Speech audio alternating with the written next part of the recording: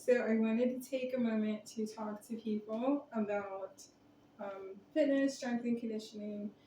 Many people are working hard to improve their fitness, and some are thinking about improving their fitness, and some are maybe a little in between.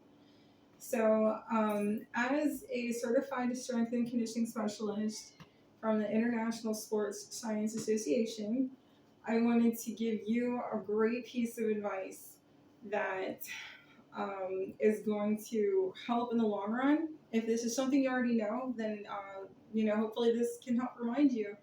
Because when we're working on ourselves from head to toe, all around, sometimes we can forget certain muscle groups, or let's say people who want. You may be watching this because you want to improve your fitness, you want to get into exercise, and let's say you just don't know where to start, or you're used to your traditional exercises, but in your daily routines, you have to do certain functions throughout the day, and therefore that could cause, as well as if you're doing the same exercise routine constantly, consistency is good. But also being able to reevaluate your progress, monitor and measure your progress, and then see what else could use improvement to create your foundational strength is just as good. So, a lot of muscle groups that we sometimes don't pay attention to commonly can be often in our transverse plane. You hear about transverse muscles, transverse abs, transverse lats. So one muscle group that we may from time to time need to be reminded of are some of our glutes.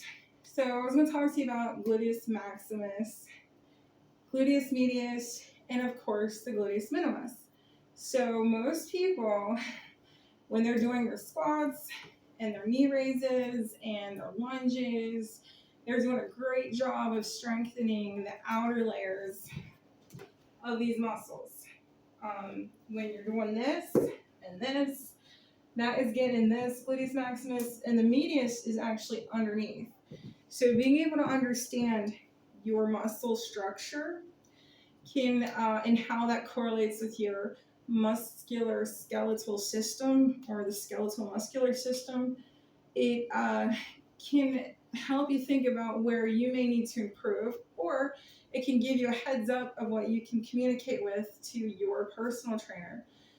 So the reason I wanted to bring up the gluteus minimus today is because a lot of times when we're doing our basic functions, it's something that doesn't get as exercised often enough. One reason is because with it being like basically underneath both layers, then it's closest to the back of your pelvis, and also your ball and socket joints, rely on these muscles. And so the smallest one is, underneath, and its movements help you with external rotation, which is this, as an important one, as well as the other movements. There is, when we do flexion, we do extension, stuff like that. It relies on all of this. So here's the advice I wanted to give you. There's exercises that you can do to strengthen this muscle, and this would be a good way to help complement your exercise routine. If you're working on your hip flexors, those are the ones that go in front of you right here. They can get tightened up on you. Let's say you got to drive far to work, you got to sit at a desk, or it's been about 3 weeks since you've been able to exercise for various reasons. It can happen quickly. So simply remember to do some exercises that involve, external rotation, going like this away from you. This can also, if you're on an exercise machine and your legs are going like this, that can be, adduction, abduction, based on how you're moving them away from you. So with strength and conditioning, you don't have to be, preparing for sports. You don't have to be doing extensive exercise to get involved in some minor things.